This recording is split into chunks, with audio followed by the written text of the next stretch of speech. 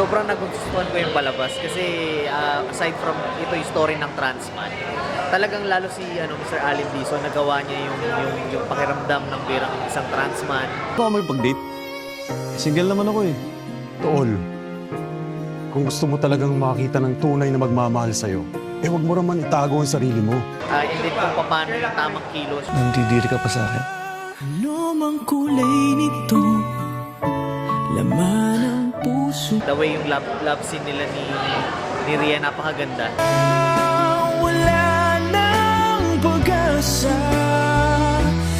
na ikaw Ata. ako'y magiging.